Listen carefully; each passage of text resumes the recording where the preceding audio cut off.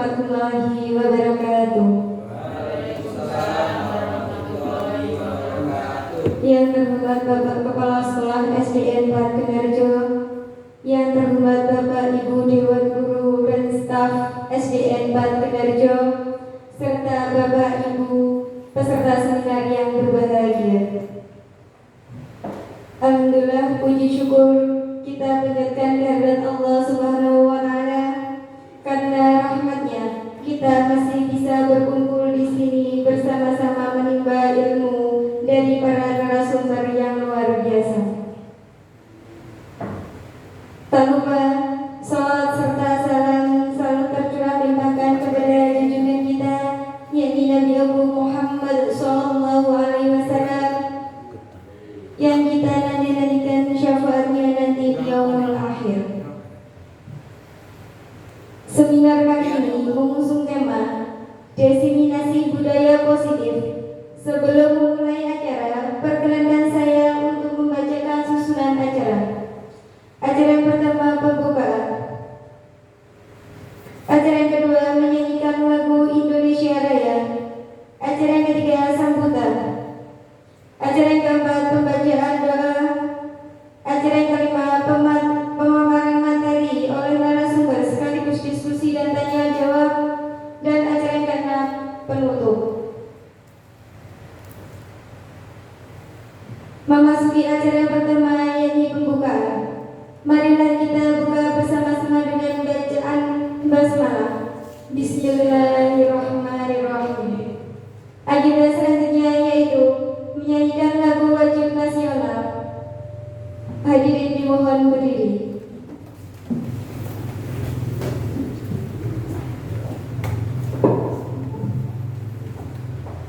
Hiduplah Indonesia Raya. Indonesia tanah airku, tanah tumpah darahku. Di sanalah aku berdiri, jadi pandu hidupku. Indonesia kebangsaanku, bangsa dan tanah airku. Marilah kita berseru, Indonesia bersatu. Hiduplah tanahku, hiduplah negeriku, bangsaku, rakyatku semuanya. Bangunlah jiwanya, bangunlah badannya untuk Indonesia Raya. Indonesia Raya, merdeka, merdeka, tanahku, negeriku yang ku cinta. Indonesia Raya, merdeka, merdeka, hiduplah Indonesia Raya. Indonesia Raya, merdeka, merdeka, tanahku, negeriku yang ku cinta. Indonesia Raya, merdeka, merdeka, hiduplah Indonesia Raya.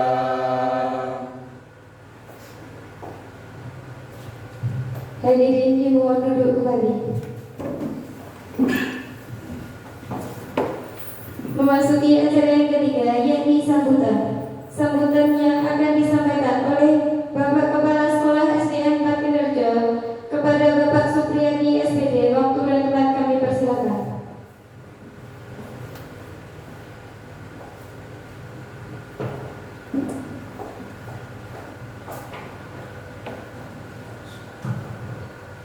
Assalamualaikum warahmatullahi wabarakatuh. Bismillahirrahmanirrahim. Alhamdulillahirabbil alamin.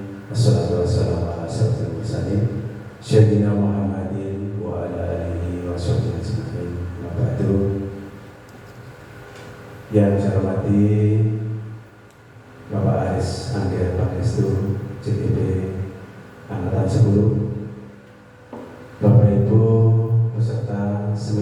pendidikan.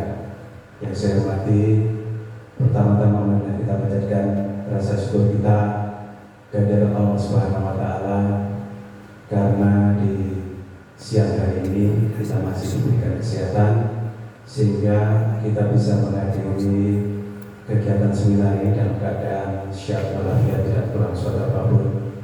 Kedua kalinya sholawat beserta salam semoga tetap terlimpahkan kepada junjungan kita Nabi besar Muhammad SAW yang senantiasa kita harapkan syafaatnya di hari kiamat nanti. Bapak Ibu peserta seminar yang saya hormati, hari ini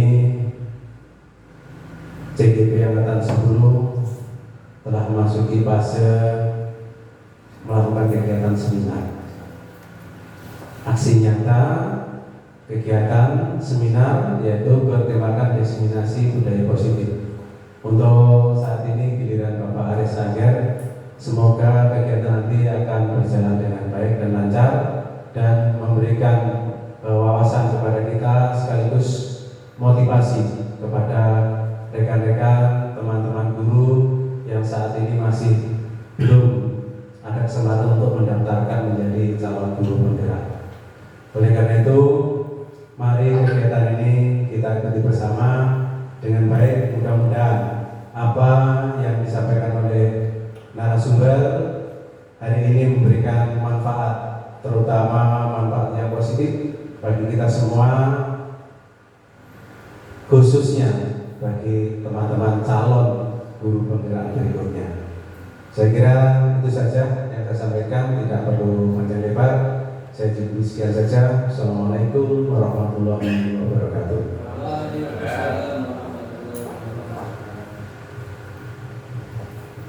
Terima kasih Bapak atas sambutannya.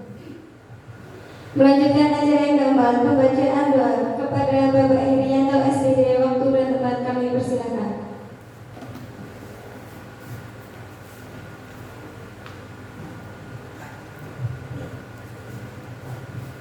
Assalamualaikum warahmatullahi wabarakatuh.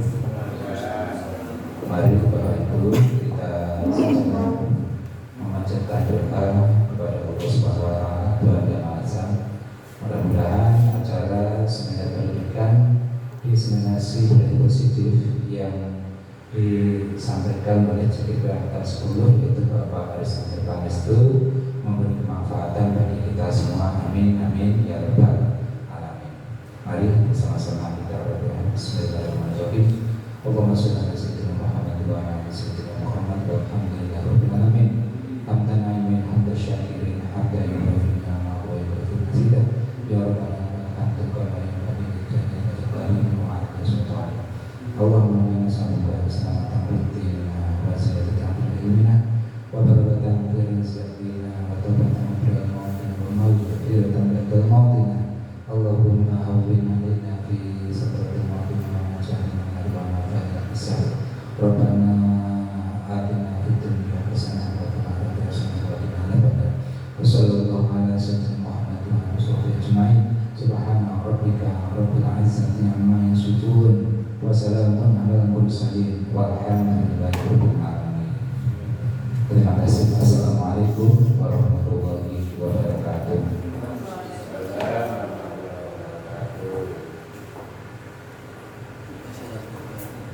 Disampaikan terima kasih. Selanjutnya kita akan memasuki acara ini, yaitu pemaparan materi oleh narasumber yaitu Bapak Aris Angger Pangestu SPD tentang diseminasi budaya positif, dan dilanjutkan tanya jawab kepada beliau. Kami persilakan.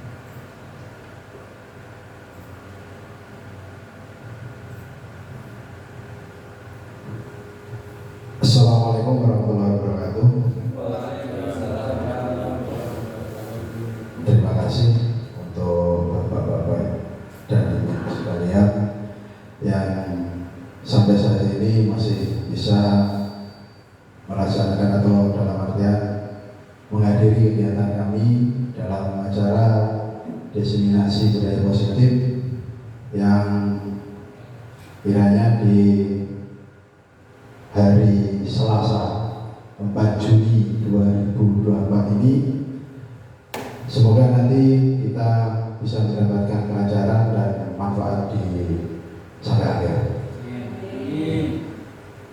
Dari sini pertama kali yang saya utarakan di sini adalah kita di sini bukan yang paling pintar atau yang paling tahu dengan segala ilmu di pendidikan, tapi kita di sini belajar bersama, kita sharing, kita belajar dalam artian berbagi ilmu, berbagi pengalaman, karena saya tahu lebih dulu akan menularkan kepada Bapak Ibu sekalian. Langsung saja.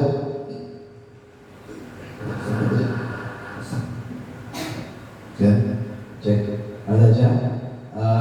Yang pertama adalah salam hormat. Ini saya perkenalkan, ini beliaunya adalah dua orang hebat, dua orang yang paling berpengaruh dalam perjalanan saya di CGP Angkatan 10 ini. Beliau adalah Bapak Sunario SPD, adalah sebagai Bapak fasilitator. Beliau berdinas di SMA 1 Babat Lamongan. Tuh.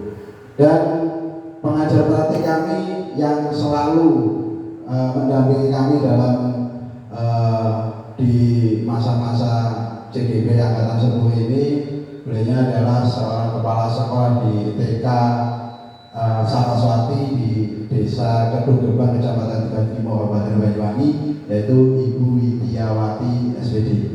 Beliau adalah salah satu penggerak dari TK atau dalam artian orang yang pertama kali di CGP Angkatan 3 kalau nggak salah.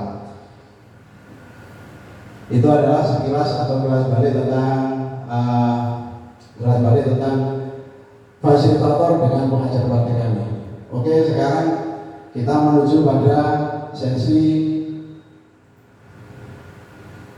apa yang dimaksud dengan budaya positif. Nah, ini sekilas untuk Bapak Ibu terbesit di benak jenengan itu budaya positif itu nomor apa? Kalau menurut jenengan budaya positif, mungkin ada yang tahu bisa.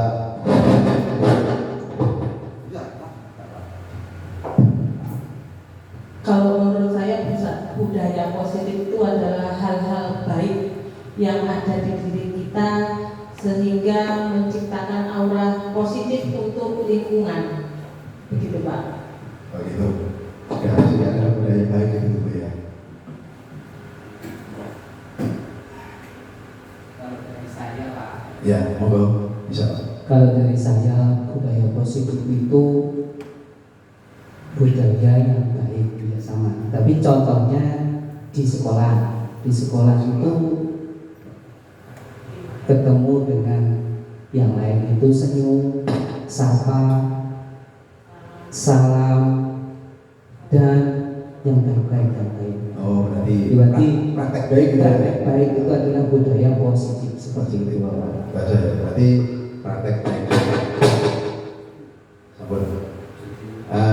Sekarang kita lihat apa sih yang dimaknakan dengan budaya positif itu. Nih, budaya positif. Nah, ini perwujudan dari nilai-nilai dan keyakinan universal yang diterapkan di sekolah. Budaya positif yang diterapkan di sekolah adalah salah satu perwujudan dari visi guru yang mengandung nilai-nilai kebajikan. Ini sesuai dari yang dikatakan oleh Pak Koni dengan Bu Siska tadi. Sesuai dengan tujuan pendidikan nasional yang diajarkan pada profil pelajar Pancasila. Yang sekarang ini kita kenal profil pelajar Pancasila, mulai ada 6 pilar itu ya. 6 pilar. 6 dimensi ya, 6 dimensi itu sudah mencakup yang dinamakan dengan budaya positif. budaya positif universal gitu maksudnya. Lanjut.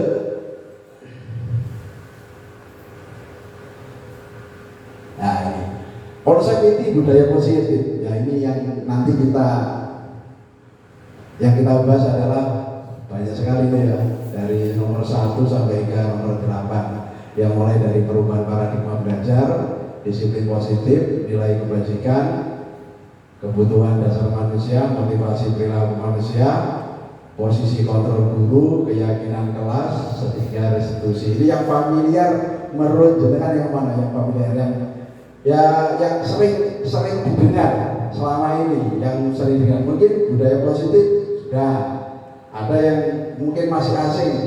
Posisi kontrol itu apa? Nanti kita bahas. Jangan khawatir, ini kita bahas. Sekarang kita masuk di paradigma dulu.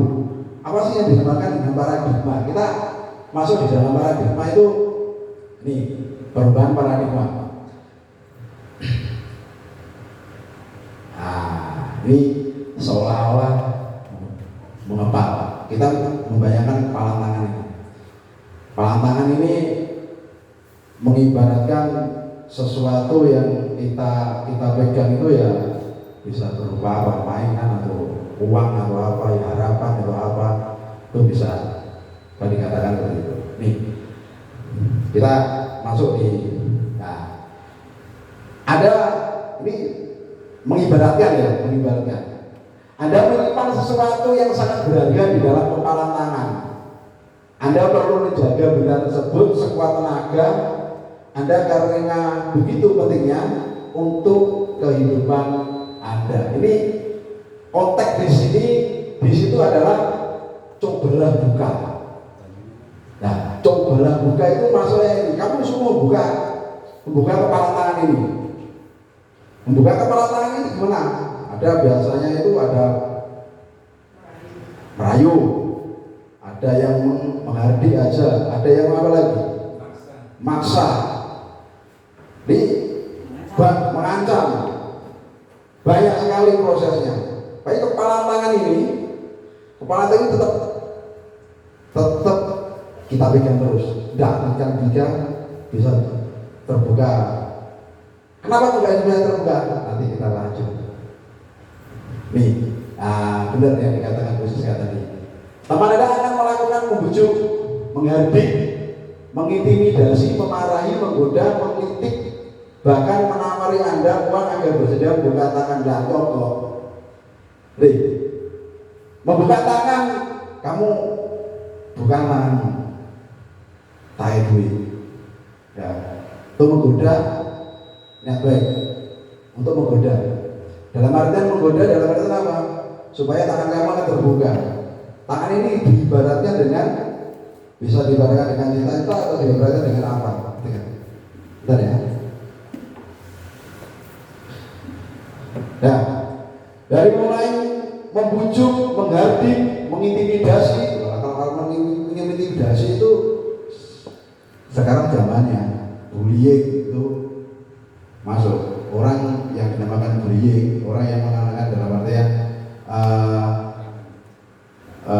artian apa itu, menghina, mencaci. Itu sekarang itu kayak bahasanya itu nggak jauh beda dengan kita kayak makan nasi dengan lauk. Bagaimana pintar-pintar kita untuk menjaga diri untuk kehidupan kita. Lanjut. Perubahan paradigma sekarang berkaitan dengan kepala tangan tadi.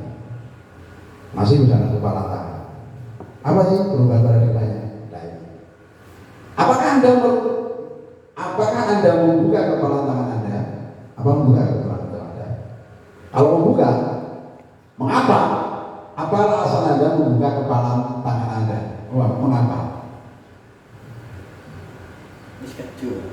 Apa? Keju dibuka. Keju dibuka gitu ya. Apa lagi? Bisa diartikan lain. Memberitahu yang lain. Mungkin merasa aman dia sudah merasa aman, dia akhirnya membuka. Apa alasan Anda membuka kepala tangan tadi?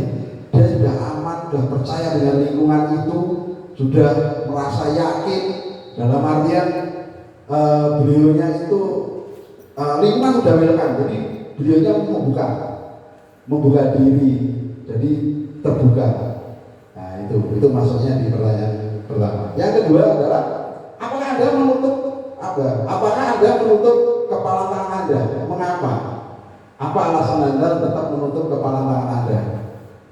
Tetap menutup, tetap erat, ya, tetap menutup, tetap erat.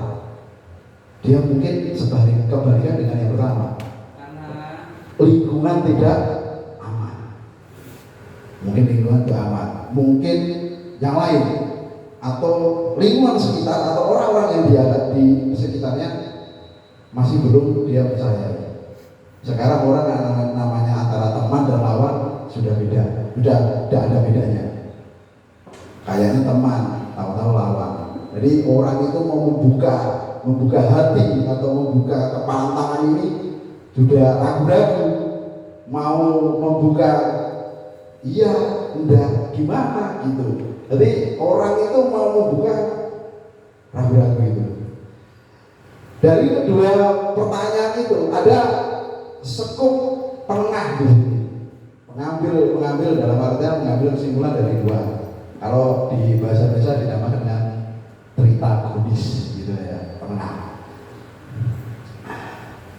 Dalam kegiatan ini, dalam dua kegiatan ini, kemudian kegiatan tangan ini, sesungguhnya siapa yang memegang kendali atau kontrol untuk membuka atau menutup kepala tangan itu? Diri sendiri, itu yang dimaksudkan. Diri sendiri yang bisa membuka atau menutup itu kok diri sendiri. Walaupun dihina, dicaci, dimaki, dirayu, disogok katakanlah, ya nggak mau ya, namanya kita nggak mau buka ya sudah. Dalam artian kalau kita sudah nggak percaya dengan lingkungan kita, ya kita tetap akan menutup itu. Ini bukan curhat ya, ini curhat katanya. santai. Lanjut. Sekarang beralih ke paradigma belajarnya. Paradigma belajar ini ada yang digunakan. Ini saya ambil satu slide saja untuk garis besarnya saja. Kalau ditampilkan semua nanti nggak selesai karena ini ada kalau kurang lebih ya banyak. Paradigma belajar yang pertama adalah nih katanya Kakung Diajar Dewantara. Filosofi pendidikan Diajar Dewantara adalah menuntun bukan menuntut. Pembelajaran disesuaikan dengan kodrat alam dan kodrat zaman. Benar. Yang dimaksud dengan Diajar Dewantara adalah menuntut bukan menuntut. Jadi kita sebagai pendidik itu adalah menuntut seperti yang katakan Diajar Dewantara, guru pendidik itu sebagai diumpamakan sebagai petani, anak-anak sebagai benih atau padi atau jagung seperti itu. Kita sebagai petani cuma sekedar merawat, dalam artian merawat, memupuk, menyirami, menjaga tanaman itu agar tetap subur, tidak terserang hama dan lain sebagainya. Jadi kita tidak bisa menuntut nandur jagung, aku itu nuntut besok tadi beras, gabah, nggak bisa. Saya nandur gabah, bisa nuntut panennya jagung, nggak bisa. Kita tetap dalam artian menuntut dalam artian mendidik anak itu seperti kodrat alam dan kodrat zaman dalam artian seperti itu. Yang lain, yang berikutnya adalah pembelajaran berbeda pada murid diberi kebebasan untuk belajar sesuai dengan potensi dan yang dimiliki. Nah, ini kalau salah mengartikan bahaya. Ya, murid diberi kebebasan bukan bebas. Enggak. Kebebasan dari dalam artian bebas itu bebas menentukan. Menentukan apa? Sekarang anak-anak itu pintar. Anak-anak pintar dalam artian pintar dalam artian anak-anak itu bisa memberikan sesuatu inspirasi pada gurunya sendiri juga. Pak, Bu, sekarang coba kita belajar itu jangan di kelas saja. Yuk kita sekali-sekali di luar atau belajar atau di di dalam kelas itu nggak enak, di luar atau di mana gitu, ya monggo. Atau seperti kakak saya Bu, kakak saya itu kalau kuliah tuh lihat kakaknya mungkin kuliah itu lihatnya laptop aja itu kayak pengen Bu, ya kita harus mengikuti zaman itu seperti itu. Kita membebaskan anak-anak dalam belajar, dalam artian seperti itu, untuk belajar sesuai dengan potensi dan belajar sesuai dengan potensi dan yang dimilikinya. Jadi anak-anak seperti apa potensinya, yang dia menggali kita sendiri. Lanjut, pembelajaran menekankan pendidikan karakter sesuai dengan dimensi profil pelajar Pancasila. Itu sudah tidak asing lagi. Kalau sesuai dengan pelajar Pancasila itu sudah tidak asing lagi. Jadi yang sekarang yang masih menggunakan kurikulum 13, yang sabar saja, besok mungkin tahun depan bisa sama dengan yang kelas lain, berubah menjadi kurikulum merdeka. Jadi tahapan demi tahapan sekarang di SD kelas 2, 4, 5 itu sudah menggunakan kurikulum merdeka. Yang belum, kalau nggak salah S1, 2, 4, 5 ya. Yang 3, 6 belum. Itu pembelajaran bagaimana pendidikan karakter bagaimana. Sebenarnya karakter itu bukan nggak harus di apa itu di profil pelajar Pancasila. Menurut saya sebenarnya karena sekarang itu diangkat di profil pelajar Pancasila itu lebih mantap menurut saya. Kalau karakter, anak sudah punya karakter sendiri. Tergantung, kembalikan lagi kepada filosofi pendidikan menurut Ki Hajar Dewantara tadi. Karena ini ditekankan lagi kepada profil pelajar Pancasila pada penekanan karakter itu pada dimensi 6 dimensi profil pelajar Pancasila itu. Lanjut.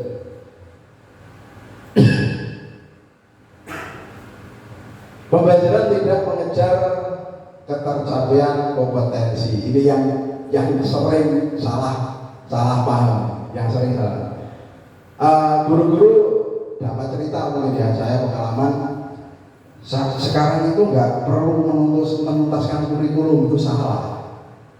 Yang nggak perlu menuntaskan kurikulum itu dalam artian gimana? Kita sebagai seorang guru, kita mendidik, kita bekerja dalam artian gini, kita beribadah di sini.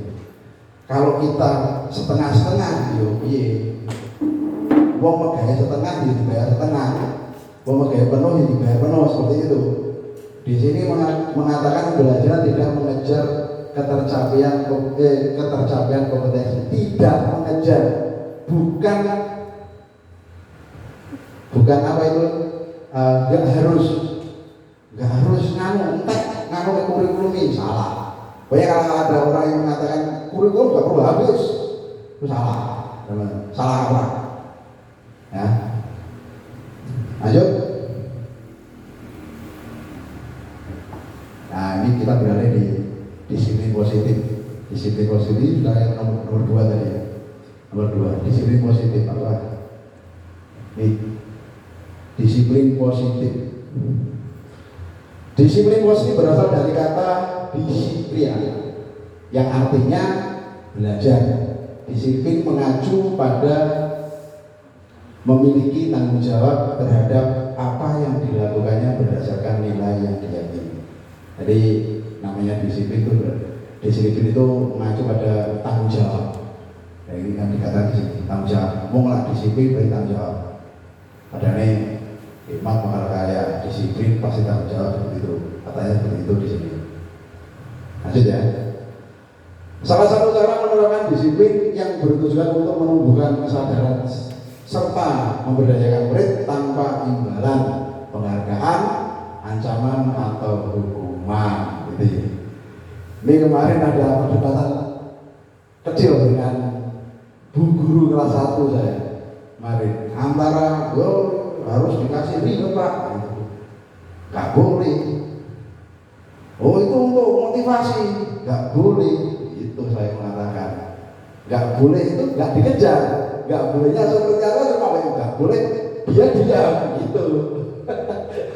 Padahal boleh, tapi langkahnya, teknisnya nanti lain lagi. Umpama ini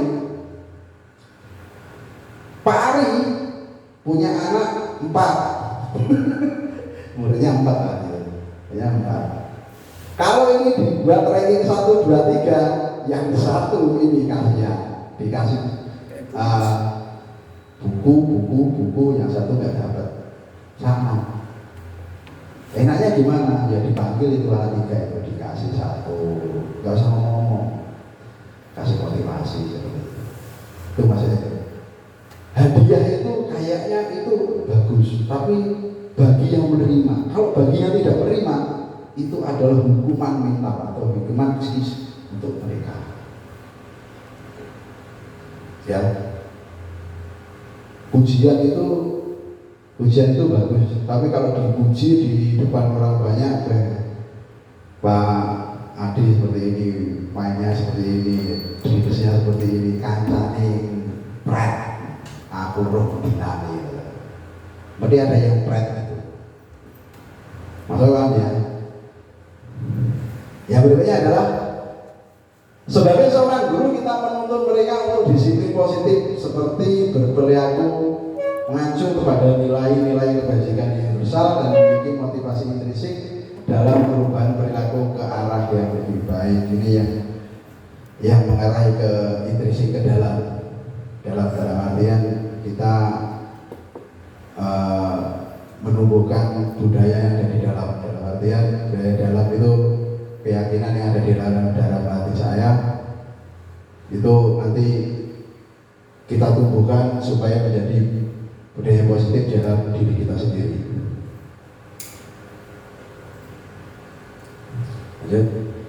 Disiplin positif. Konsep disiplin positif merupakan unsur utama dalam terwujudnya budaya positif yang kita cita-citakan di sekolah. Dalam rangka menciptakan lingkungan positif, salah satu strategi yang perlu kita tinjau kembali adalah penerapan disiplin positif sekolah. Ini sangat dalam artian sering dibahas di sekolah-sekolah lain dalam artian dengan budaya positif. Jadi dalam budaya positif ini sangat penting sekali karena apa? Adalah membuat suatu karakter sekolah, membuat suatu karakter diri siswa. Kalau jangan dilihat sekolahnya, jangan dilihat siapa itu yang gurunya, jangan dilihat itu siswanya. Jadi dilihat orang itu melihat sekarang itu karakter. Hari itu pintar, tapi kurang ajar. Orang nggak mau seperti itu. Sekarang nggak ada. Sekarang yang dilihat itu karakter, bukan dari kepintaran atau apapun. Nah ini biar nggak ngantuk. Apakah makna disiplin menurut Anda? Ini berikan ngantuk atau berpikir sih. Ya, disiplin itu apa sih? Dari pemaparan yang tadi disiplin menurut jenengan, monggo. Dan mungkin dari teman-teman yang tahu 1 atau 2 orang yang bisa memberikan tanggapan tentang disiplin. Nanti kita bahas itu. Disiplin menurut saya datang tepat waktu, tidak pernah terlambat. Itu Pak. Datang tepat waktu, tidak pernah terlambat. Umum Pak ya. Umum. Yang lain? Yang lain ada? Peraturan yang harus ditaati, disiplin. Apakah disiplin itu? Kita tengok di sini. Apakah benar Pak Arifin atau benar Siska? Nih, kebanyakan orang akan menghubungkan kata disiplin dengan kata tertib, teratur, dan kepatuhan tadi Pak Arifin seperti itu. Pada peraturan, disiplin juga sering dihubungkan dengan hukuman. Ini yang paling. Jadi Bu Siska juga tadi mengatakan kalau disiplin itu apa tadi Bu? Aturan harus ditaati, itu masuk di kata umum, gitu ya. Tapi yang kata disiplin itu sering dihubungkan dengan hukuman yang secara tidak langsung disiplin itu dikaitan dengan kata hukuman, kan pasti kepada dengan kata hukuman. Ini disiplin positif. Ki Hajar Dewantara menyatakan bahwa suatu menciptakan murid yang merdeka, syarat utamanya adalah harus ada disiplin yang kuat. Disiplin yang dimaksud adalah disiplin diri yang memiliki motivasi internal. Ini tadi yang sudah dijawab. Ki Hajar Dewantara juga menegaskan bahwa merdeka itu tidak hanya terlepas dari perintah, akan tetapi juga cakap buat merintah diri sendiri. Itu. Jadi Ki Hajar Dewantara mengajarkan ya, jangan hanya memerintah untuk disiplin dirinya. Pemerintah orang tadi harus memerintah dirinya sendiri untuk disiplin. Ini menumbuhkan intrinsiknya dulu. Kita kembali ke intrinsiknya dulu dan dikembalikan. Jadi kenapa harus ditumbuhkan dari intrinsik? Orang itu kalau batinnya bersih, batinnya bagus, ya tidak tanduknya juga bagus. Gitu. Itu ya. Lanjut. Nilai kebajikan. Nilai kebajikan Ki Hajar Dewantara ini singkat-singkat aja ya. Ki Hajar Dewantara mengartikan disiplin sebagai bentuk kontrol diri. Ini sebagai kontrol diri atau kendali. Belajar untuk kontrol diri agar dapat mencapai satu tujuan mulia. Tujuan mulia itu di sini mengacu pada nilai dan prinsip-prinsip mulia yang dianut seseorang. Kita menarikkan nilai-nilai tersebut sebagai nilai kebajikan yang universal. Nilai-nilai kebajikan yang disepakati bersama lepas dari suku, bangsa, agama, dan latar belakangnya. Ini sudah merujuk pada pembahasan yang nomor 3. Nah, disiplin adalah sebagai bentuk kontrol diri. Kenapa? Kalau orang itu sudah mempunyai pegangan, dalam artian mempunyai pedoman, sudah mempunyai kontrol, enggak ngawur.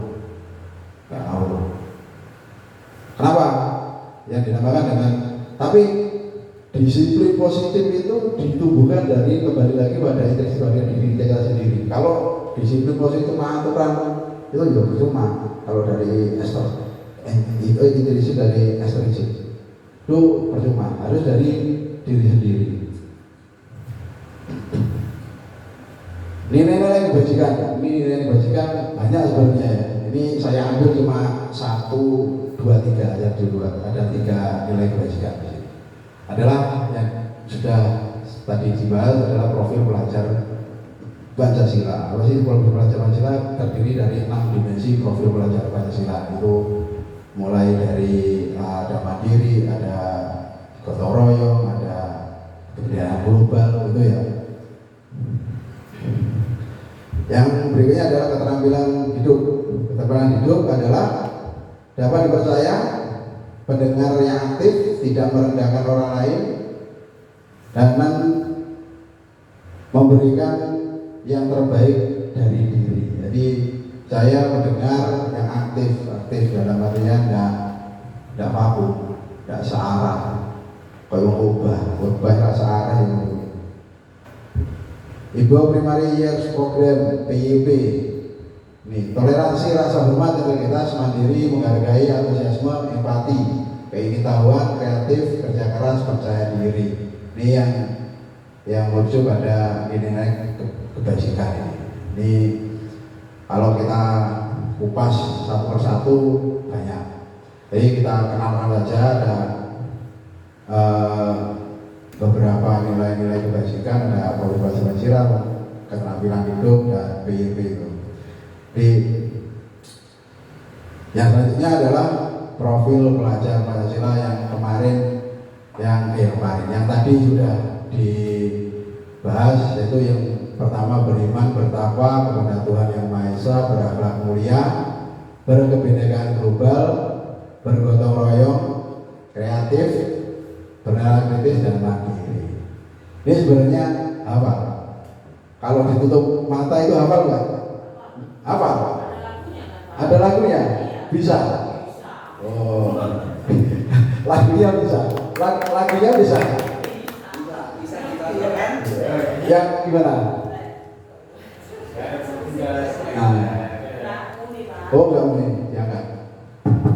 Belajar Pancasila, beriman dan bertakwa pada Tuhan Yang Esa dan beranak mulia, berkebinekaan global, gotong royong mandiri, kreatif dan bernalar kritis. Tepuk tangan. Berarti saya sia-sia untuk menampilkan teksnya ini. Teksnya masih saya simpan.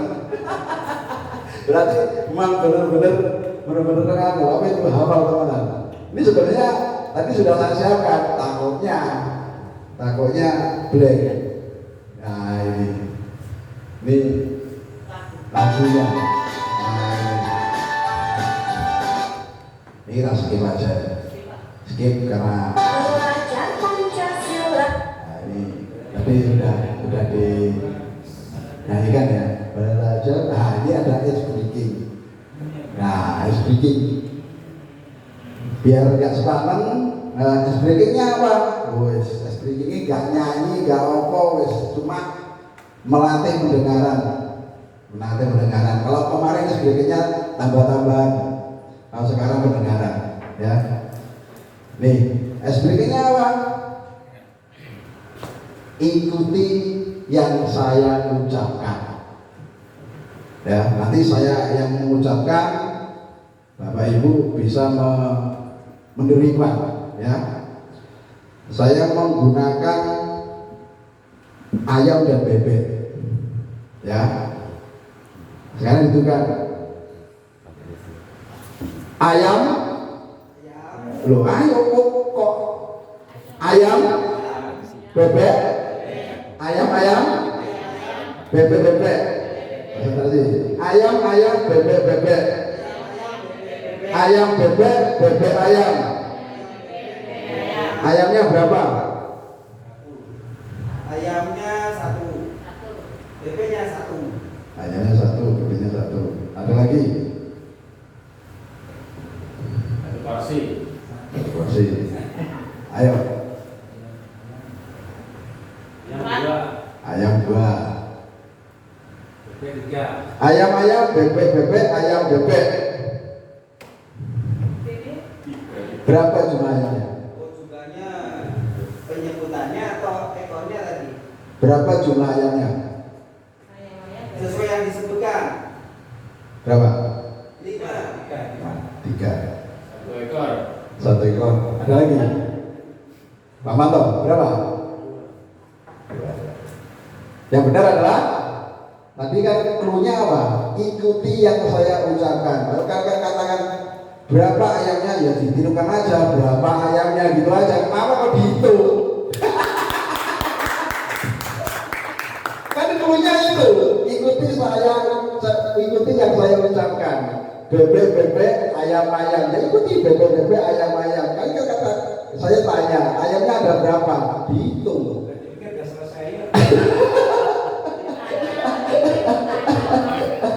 Yo, namanya jebakan seperti itu. Nah, lanjut, fokus ya. Bentar lagi selesai. Kebutuhan dasar manusia. Nih, kebutuhan dasar manusia. 5 kebutuhan dasar manusia. Ada bertahan hidup, ada kasih sayang dan rasa diterima, kebebasan, kesenangan dan penguasaan. Ini 5 kebutuhan dasar manusia. Jadi manusia itu mempunyai kebutuhan dasar yang paling dasar.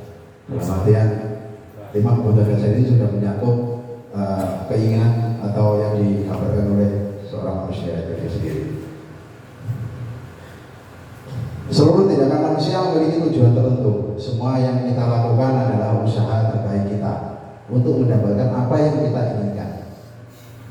Ketika kita mendapatkan apa yang kita inginkan, sebetulnya saat itu kita sedang memenuhi suatu atau lebih dari satu kebutuhan dasar kita.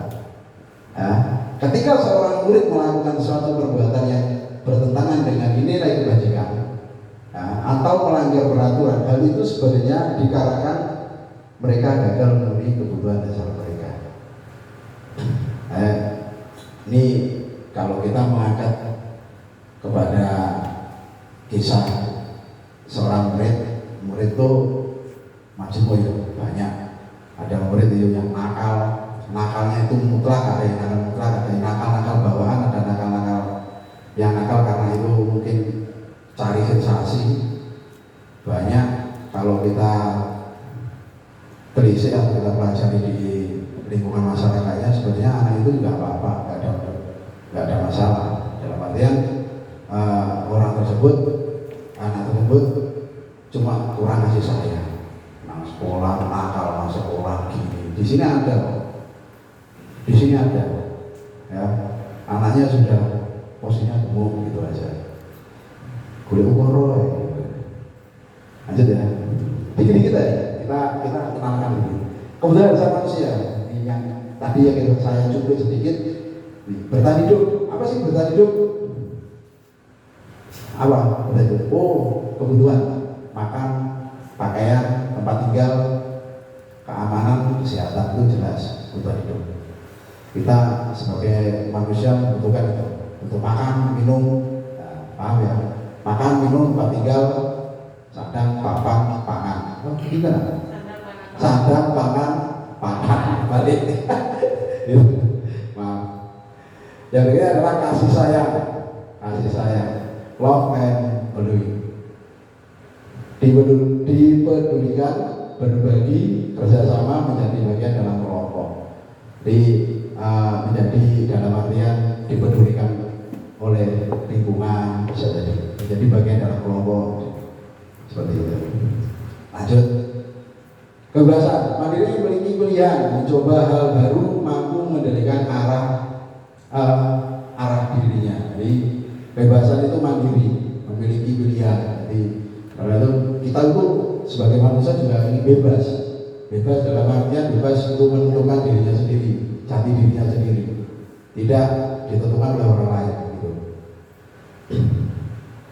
Kesenangan, nah ini yang paling kesenangan itu yang paling dimunculkan untuk di kalangan sekolah dasar, SMP, SD, SMP itu kesenangan. Yang paling kelihatan dalam artian bermain, humor, nanti semua tertawa, bermain wis pol-polan nabulan. Ya. Ada perbandingan 60-40 dibalik anak-anak ada 40-60 itu. Katanya bapak dulu kalau belajar 40 untuk HP atau untuk bermain, 60 untuk belajar. Dibalik sama anak-anak, saya belajarnya lewat HP pak, pinter, mulai. Saya belajar lewat HP, kreatif ya. Tertawa itu, wah gitu ya.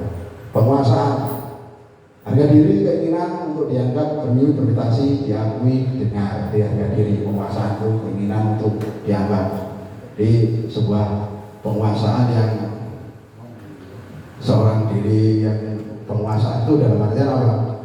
Orang diharapkan dikatakan penguasa itu untuk memenuhi dirinya. Jadi dalam artian pengakuan. Kilo aku, ini saya.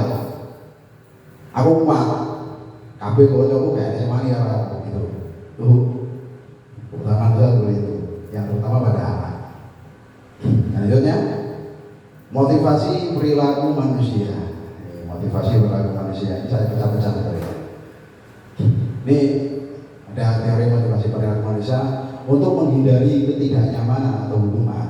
Apa yang akan terjadi apabila saya tidak melakukannya? Itu motivasi eksternal. Untuk mendapatkan imbalan, ya.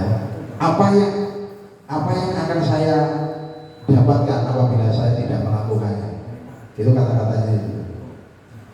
Yang dianjurkan atau untuk motivasi internal itu tujuan disiplin positif itu yang nomor 3 itu. Kenapa? Untuk menghargai diri sendiri. Untuk menghargai diri sendiri dalam arti apa? Ya saya menggunakan ini. Saya akan menjadi orang yang seperti apa bila saya melakukannya. Jadi selalu bertanya, rasa ingin tahunya keluar, rasa penasarannya keluar. Gitu.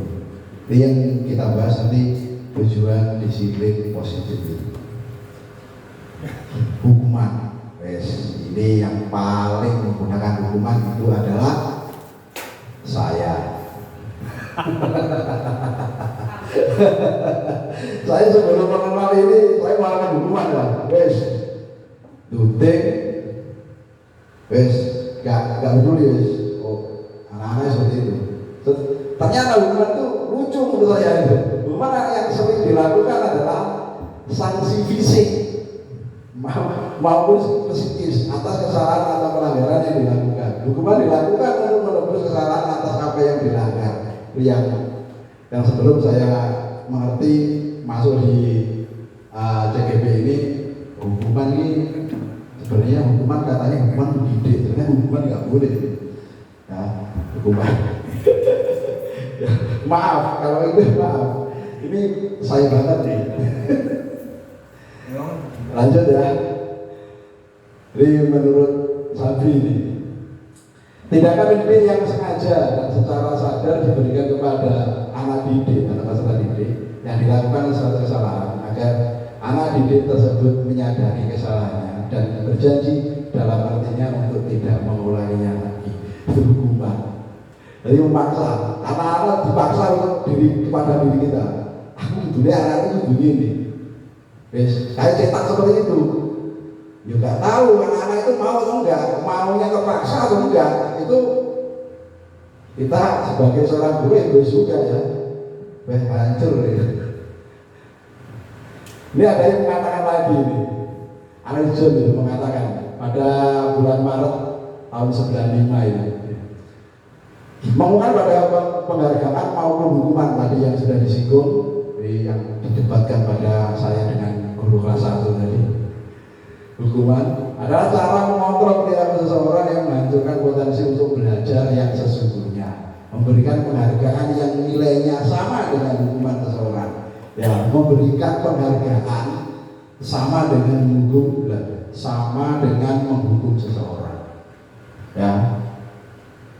Dan sekarang itu Pak, dalam artian kalau ranking 1, 2, 3 kalau nggak dikasih penghargaan kurang pas. Ya karena sudah menjadi tradisi apa boleh buat. Sebenarnya itu nggak boleh kalau di sini. Yang dapat cuma anak-anak itu ABC, anak ABC. Itu satu kelas yang ABC itu yang mulai kelas 1 sampai hingga kelas 6. Ya anak itu dok. Gitu. Terus sekarang anak yang lain gimana? Lihat guru awam terus dulu ya awam, sampai rata itu. Itu sebenarnya nggak boleh. Tapi langkahnya anak itu dipanggil, dikasih motivasi satu-satu, jangan 3 langsung. Kasih motivasi, kamu bagus, belajar lagi ini apresiasi dari ibu guru. Gak usah bilang sama anak-anak, udah cukup. Gitu. Itu langkahnya yang paling merasa, menurut saya yang paling tepat itu. Tetap menggunakan penghargaan atau tidak. Lanjut. Konsekuensi.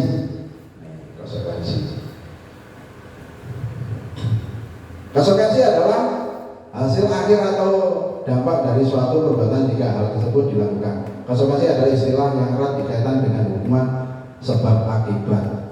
Kalau kamu menjatuhkan korban punya teman kamu harus mengambil dan mengembalikan lagi. Kalau kamu meminjam, kamu harus mengembalikan. Kalau kamu itu menghilangkan punya teman kamu, ya kamu harus mengganti. Itu konsekuensinya seperti itu. Konsekuensi adalah ini terencana atau sudah disepakati, sudah dibahas dan disetujui oleh murid dan guru. Umumnya bentuk-bentuk konsekuensi dibuat oleh pihak guru dan murid sudah diketahui sebelumnya. Ini kalau konsekuensi menurut saya ini yang berperan aktif adalah guru, bukan murid. Ya. Bukan guru, bukan murid. Jadi dalam artian guru yang berperan ini ya. Sekarang kita yang kita gali adalah perannya murid dan perannya guru itu seimbang ataupun lebih banyak yang perannya murid di sini. Nah ini ada pertanyaan pematik ini. Monggo bisa dibantu untuk mengisinya. Monggo. mencatat 100 kali di dalam buku kalimat, saya tidak akan terlambat lagi karena terlambat ke sekolah. Itu hukuman atau konsekuensi? Hukuman. Hah? Konsekuensi. Konsekuensi atau hukuman? Hukuman. Ada yang namanya konsekuensi. Hukuman. Lari memilih lapangan basket 2 kali karena terlambat hadir di sekolah, jelas ini. Hukuman jelas ini nggak ngecek. Murid diminta untuk push up 15 kali karena tidak menggunakan masker ke sekolah. Hukuman, ya betul. Menggantikan kertas tugas temannya yang telah dicoret-coret. Konsekuensi. Ya, ini sebab akibat ya. Membersihkan tumpahan air di meja tulis karena tersenggol pada saat belajar. Konsekuensi. Ya. Nih. Yang berikutnya adalah murid disuruh untuk mengenakan sepatu seharian. Jadi kok menyebut sepatu karena tidak mengenakan sepatu hitam. Hukuman. Nah, ini salah ketik Pak maksudnya Pak. Ini dari soalnya salah ketik. Suruh melepas sepatu karena dia tidak memakai sepatu hitam. Apa? Hukuman. Oh, hukuman ya? Oh iya hukuman. Lari mengelilingi lapangan basket 2 kali 10 menit untuk belajar. Oh ini jelas konsekuensi gitu masa ini.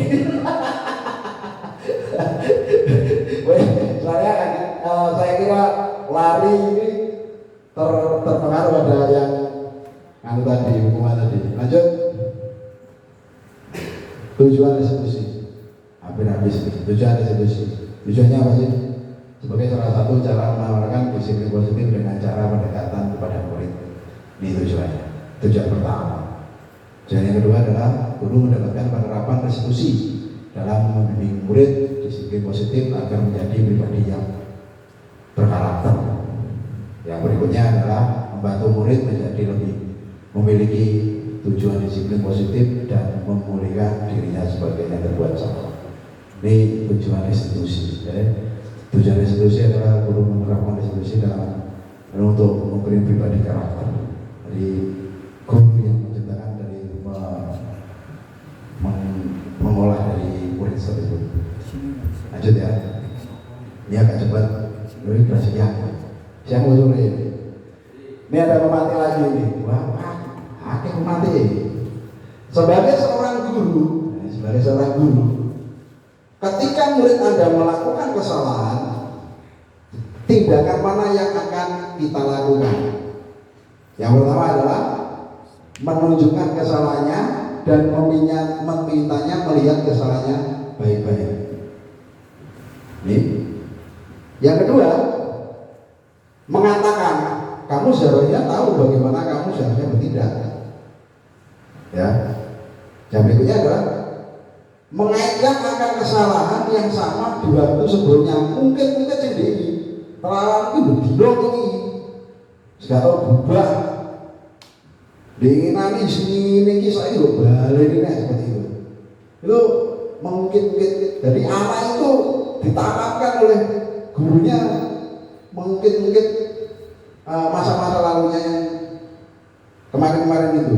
Yang berikutnya adalah bertanya padanya, kenapa kamu melakukan sesuatu yang seharusnya tidak kamu lakukan? Ini masih kayaknya harus. Yang berikutnya adalah mengkritik dan mendiamkannya. Ini kalau Bapak Ibu ini posisi mana yang jenengan saat ini? Dari kelima pernyataan itu, kalau kita sebagai seorang guru ketika kita ada melakukan kesalahan itu apa yang kita?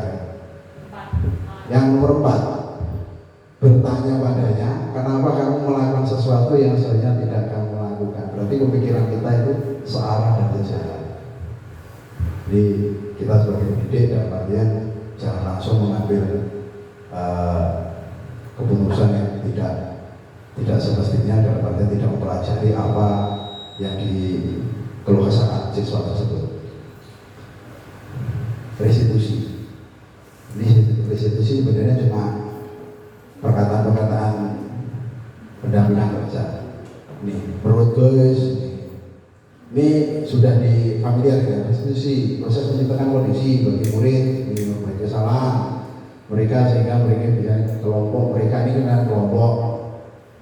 Nah, ini juga adalah proses kolaboratif yang mengajarkan murid untuk mencari solusi atau masalah yang membantu dalam pemikiran seseorang. Ini pemikiran-pemikiran dari beberapa banyak apa itu pengertian-pengertian dari narasumber gitu. Banyak dari narasumber. Lanjut ya, ini kita ambil 2 atau 3 aja. Ini contohnya nih. Ini kalau nomor 3 nih, korban. Ini resesi gagal itu adalah hukuman. Resesi gagal adalah hukuman. Yang dianjurkan itu adalah netral atau positif. Netral atau positif dalam artian konsekuensi atau restitusi yang dianjurkan. Kalau korban mendapatkan keadilan, biasanya kalau korban di hukuman itu kalau sudah dari korban mendapatkan keadilan. Tapi kalau di konsekuensi tidak, korban bisa diabaikan, ganggu, gitu. Terus restitusi mengatakan korban mendapatkan ganti, gitu. Itu kalau di restitusi, contohnya seperti itu. Ini kalau kita bahas, ya cukup 1 jam. Ya, kita lanjut aja guys. Kita kenalkan aja. Ini ciri-ciri restitusi. Bukan untuk menebus kesalahan, memperbaiki keperluan penawaran, bukan paksaan. Berarti menurut untuk ini dari ke-9 restitusi ini adalah 9 ciri-ciri restitusi ini langkah-langkah sebenarnya, langkah-langkah yang diambil guru dalam artian untuk menyelesaikan suatu permasalahan. Nih, ya. Posisi kontrol guru ini yang hampir selesai, kurang 2 karena 1 berarti ya. 5 posisi kontrol. Penghukum, kalau tadi hukuman, kalau ini penghukum, ya. Kalau tadi ini penghukum. Hukuman yang tadi sekarang penghukum, yang hukumnya. Yang berikutnya adalah pembuat rasa bersalah. Teman, pemantau dan manajer. Ini ada 5 posisi kontrol guru adalah menghukum, pembuat rasa bersalah, teman, pemantau dan manajer. Ini kita telisik di satu persatu. Hukum itu apa sih? Nah ini kita lihat film daring aja. Ini enggak? Ini muter katanya. Ya. Ini posisi penghukum.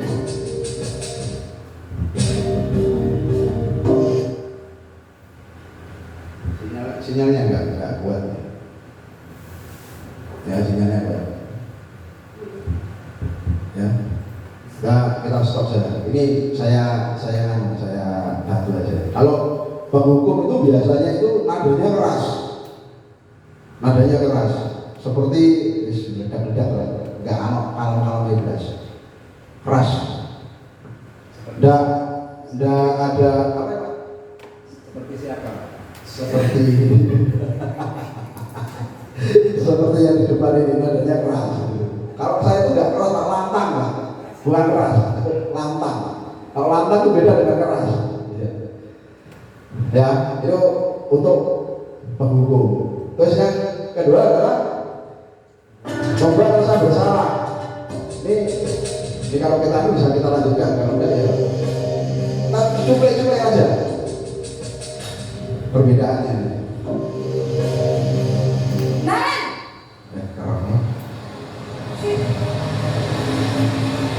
Selamat pagi Bu. Naren, kamu kenapa terlambat lagi nak? Ya Tuhan Naren, kamu senang ya bikin ibu susah ya? Kalau kamu terlambat lagi, nanti ibu yang ditegur bapak kepala sekolah nak. Disangka ibu tidak bisa membina kamu. Ini kadang-kadang kata-katanya itu lebih halus, lebih enak dibandingkan dengan kata-kata yang pertama tadi. Yang pertama tadi karena sinyal mungkin ya. Kalau pertama tadi keras, kalau di sini lebih aja halus, tidak membentak, tapi dalam artian di sini menimbulkan rasa bersalah kepada siswa, agar siswa itu tahu akan kesalahannya, gitu. Tangan juga aja, kita coba aja.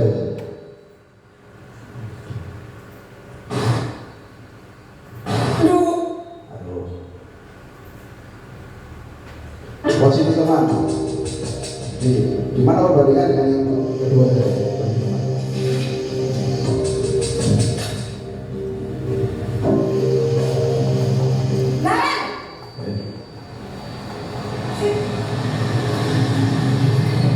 Selamat pagi, Bu. Wah, sudah jam berapa ini, Nak? Terlambat lagi ya, sayang? Iya, Bu. Habis ibu saya lupa bangunkan saya, Bu. Kamu malah menyalahkan ibu kamu.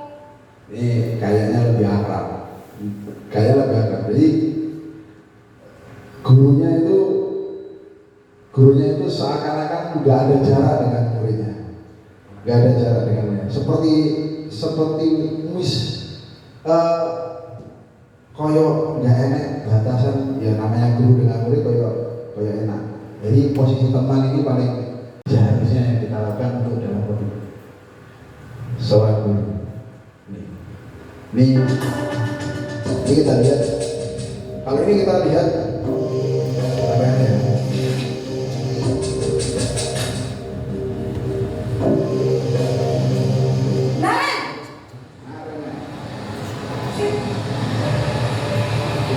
Selamat pagi, Bu. Selamat pagi, Naren.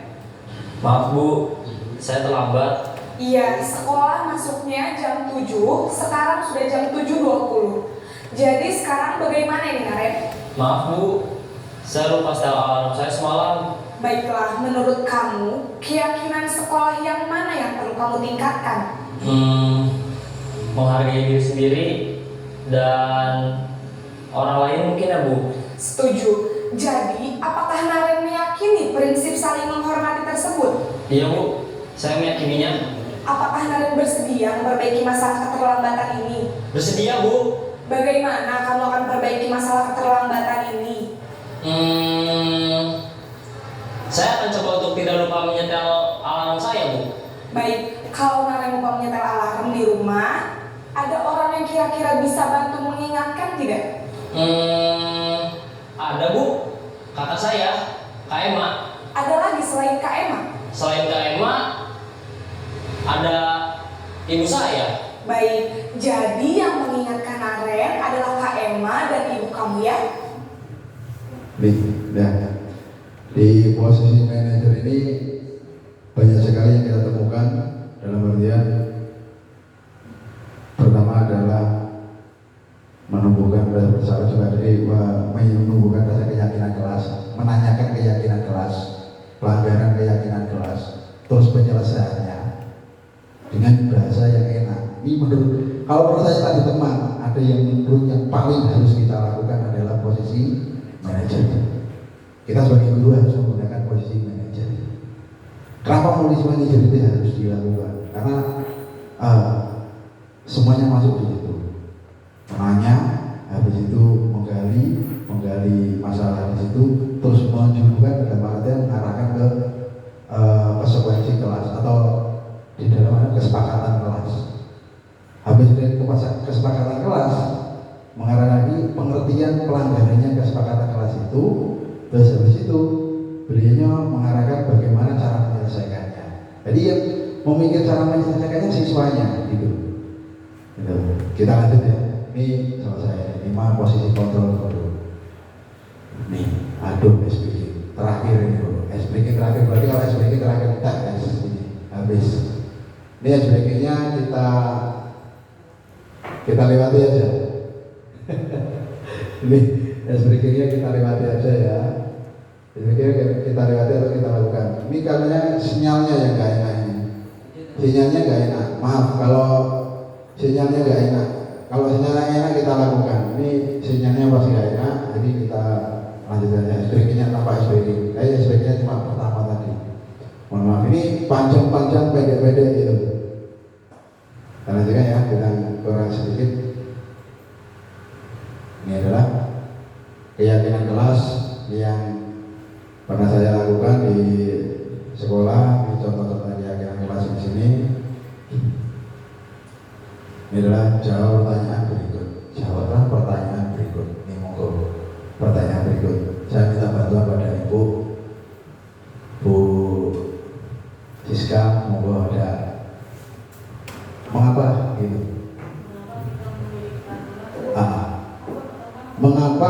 Mengapa kita memiliki peraturan? Ini ketutup ya. Ini saya angkat dulu. Bentar.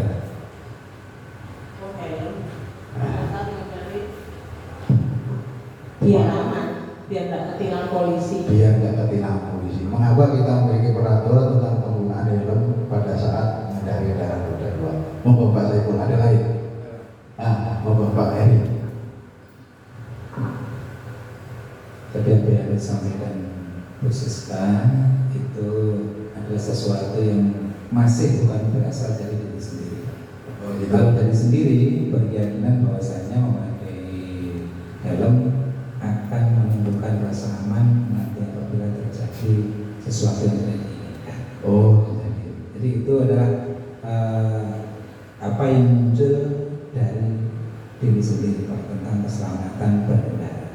Terima kasih. Terima kasih Pak Heri, sangat tepat sekali ya. Mengapa kita memiliki tentang menggunakan helm pada saat mengendari kendaraan? Takut ditilang pajak, itu pernyataan umum. Takut ditilang. Sekarang gini, saya itu nggak pakai helm tadi. Itu yang pakai helm Pak Adi. Pak Adi itu pergi dari rumah sampai ke Erpa ini tidak ada munisi Pak. Dia belum sadar kalau ini adalah keselamatan atau yang dibutuhkan dari saya. Ini betul adalah upaya untuk keselamatan diri. Ini sadar untuk keselamatan. Yang berikutnya, monggo Pak Saiful ini atau Pak Saiful ini, monggo, atau Pak Pri monggo yang bisa membantu. Mengapa kita memiliki peraturan tentang menggunakan masker dan mencuci tangan setiap saat? Monggo, Pak Saiful ada Pak. Pak Heri, monggo ada. Mengapa kita memiliki peraturan tentang menggunakan masker agar tidak kena debu, agar tidak terkena penyakit. Terus ada lagi, agar tetap sehat. Biar sehat. Nah, itulah turun agar tetap sehat atau kesehatan. Kalau cuma debu, ya wajar. Kalau sekarang sudah tidak ada corona, tidak ada covid, sekarang kita menggunakan supaya tidak kena debu. Yang paling benar adalah kesehatan. Ini adalah nilai keselamatan dan kesehatan. Jadi yang nilai kesehatan adalah nilai yang kita sebut sebagai waktu keyakinan, yaitu nilai kebajikan universal. Singkat tujuan kepada latar belakang suku bangsa dan negara itu. Lanjut. Keyakinan kelas. Ini contoh-contohnya ini. Contoh-contohnya. Diskusi memunculkan keyakinan kelas. Yang kedua adalah keyakinan kelas itu berdiskusi, memunculkan keyakinan kelas. Diskusi sih di kelas, diskusi antara guru siswa itu diskusi. Mengubah menjadi kalimat positif. Kalimat positif seperti apa? Contohnya seperti ini. Tidak boleh mencontek. Berarti kalimat positifnya. Kalau kalimat negatifnya menggunakan kata tidak boleh. Kalau kalimat positifnya adalah jujur. Tidak boleh membuang sampah sembarangan. Nah, kelas bersih. Kelas bersih. Positifnya seperti itu. Terus apa seperti itu. Sehingga juga sedikit-sedikit saja. Nomor 3, menyarikan nilai-nilai kebajikan, keyakinan kelas. Ini yang berkenaan dengan nomor 2 tadi, ubah menjadi kalimat positif tadi. Nomor 4 tentang lagi. Nomor berdiskusi mengenai gambaran perilaku yang mencerminkan keyakinan kelas. Jadi menggambarkan, tetap berdiskusi. Nah, nomor 5 adalah berdiskusi mengenai peran seluruh warga kelas. Jadi mengenai peran seluruh warga kelas. Jadi tidak boleh per kelompok. Kelompok ini, kelompok kono, kelompokku, keyakinan dewi, kelompokku, keyakinan tidak. Jadi terdiri dari semua warga kelas. Kelas punya bersama, tidak kelas punya kelompok-kelompok tertentu, tidak.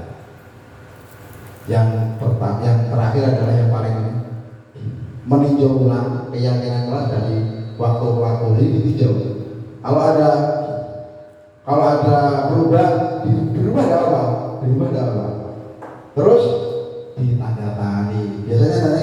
pengurus kelas, diketahui oleh guru wali kelas. Pembuatan keyakinan kelas seperti ini yang dilakukan. Segitiga restitusi. Nih, segitiga restitusi adalah menstabilkan identitas. Ada 3 langkah di sini. Yang berikan adalah validasi tindakan yang salah, menanyakan keyakinan. Ya, menanyakan keyakinan. Jadi sebelum mengambil keputusan menggunakan 3 komponen ini adalah menstabilkan identitas, memvalidasi tindakan yang salah, menanyakan keyakinan. Ini sesuatu proses dialog yang dijalankan guru atau orang tua agar dapat menghasilkan murid yang mandiri dan bertanggung jawab. Langkah ini ada untuk mencapai itu. Berikutnya adalah dasar prinsip yang membuat kesalahan dalam bagian dari pembelajaran. Menstabilkan ini menstabilkan.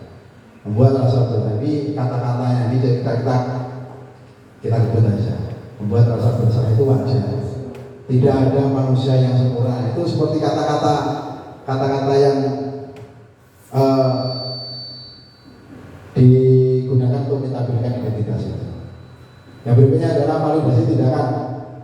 Validasi tindakan yang lain. Berdasarkan prinsip setiap perilaku upaya memenuhi suatu kebutuhan tertentu. Lanjut. Yang digunakan biasanya kamu pasti punya alasan mengapa kamu melakukan hal itu. Jadi menggunakan hal itu punya alasan. Arek itu nakal, arek itu menggunakan apapun pasti punya alasannya, pasti punya tujuannya, atau mencari sensasi, atau mencari perhatian, mencari. Biasanya anak itu banyak yang dilakukan di sekolah itu. Berdasarkan prinsip keyakinan kelas, keyakinan apa? Menanyakan keyakinan. Berdasarkan prinsip teori bahwa ada dasar di motivasi secara implisit. Jadi menanyakan keyakinan. Keyakinan kelasnya ditanyakan. Pelanggarannya apa di keyakinan itu? Dikembalikan lagi kepada siswa. Biasanya seperti ini. Apa keyakinan kelas kita? Apa yang kamu langgar? Pokoknya terlambat, berarti disiplin. Kalau menghujat atau membentak temannya, berarti rasa hormat, menghormati atau menghargai, seperti itu. Itu dikembalikan lagi. Baru siswa itu dikembali lagi untuk mencari solusinya sendiri. Terus apa yang kamu akan lakukan seperti itu? Nih, ya. Terima kasih. Belum sampai. Nih, ada sedikit pantun dari saya. Bila seperti kolam, ikan paus pandai menyelam. Dari lubuk hati yang paling dalam, saya tutup beserta